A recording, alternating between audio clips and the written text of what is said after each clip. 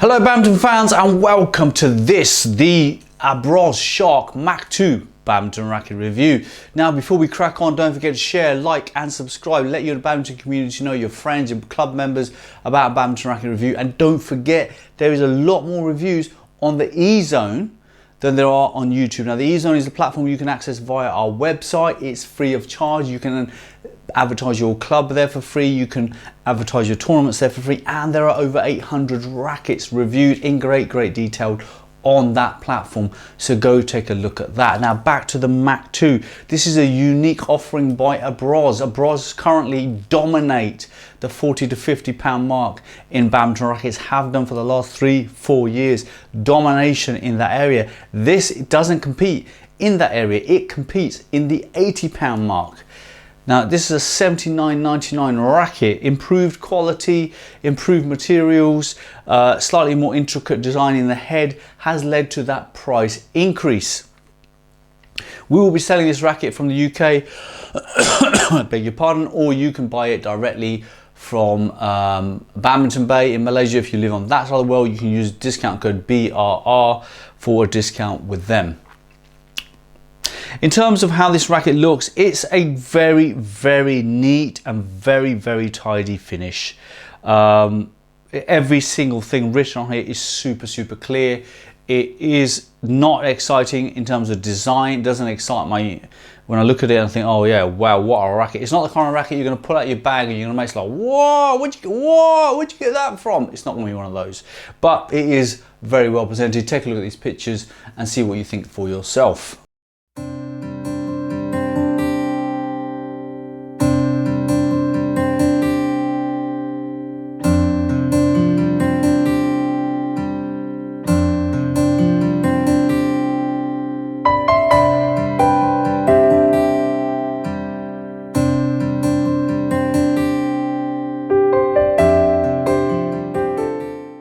So specs on this Abroz Mach 2 then, we have got 78 grams, plus or minus to standard for Abroz. That's pretty much where all their rackets are. Mid flex, head heavy, maximum string tension 30 pounds.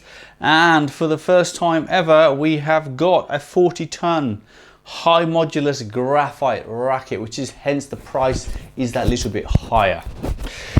E-Zone specs on this racket then, 82.8 grams is the weight. Balance is towards the head, but not massively, but definitely towards the head. Medium flex shaft.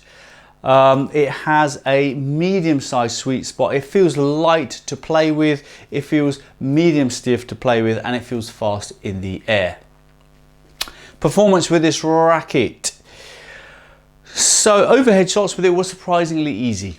You know, fairly easy. You can again just do the punching for the clears. Don't need to put in everything, just punch clear out. You know, people call me lazy with my style, but actually it's very good reservation of energy, just having to punch quite gently. And again, when the backhand is a quick flick and the shuttle flies, so it's really good in that area. Achieves a very respectable score in terms of smash for its weight. I do not buy this racket if you're about smashing. It's all about the smashes. It's a respectable smash, not massive. It's just got a good smash, okay? Defensively and drives, it was okay in defense, slightly awkward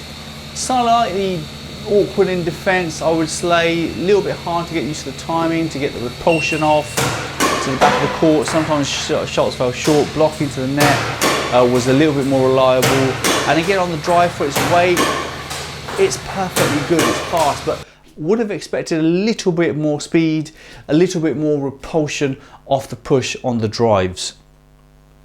Control is really good, and that's where you can see a marked difference between this and the old Venom, the Nano 9900, perhaps the Hammerhead 2. The Venom 2 and this Mach 2, very stable rackets on impact. You do feel that control has benefited from that. With that does come some compromise in airspeed though. They're not quite as fast as that ferocious Venom. It's now discontinued, although I'm constantly pressuring Abroz to bring it back to production. The Hammerhead, the closest to the Venom, the 9900, just an easy racket, good for playing badminton, just easy work basically, the 9900.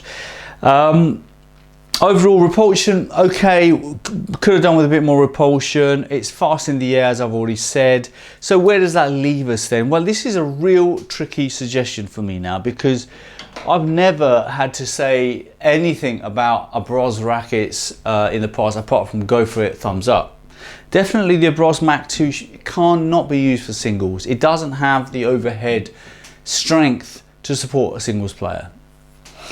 Now, recommending it at $79.99, here is where the issue starts to arrive. We're now £20 off the Young Nation 1000, the Flash 100 by Young, Yang, whatever you prefer to call them. We've also got, you know, £20–30 off, we've got the Honor S9.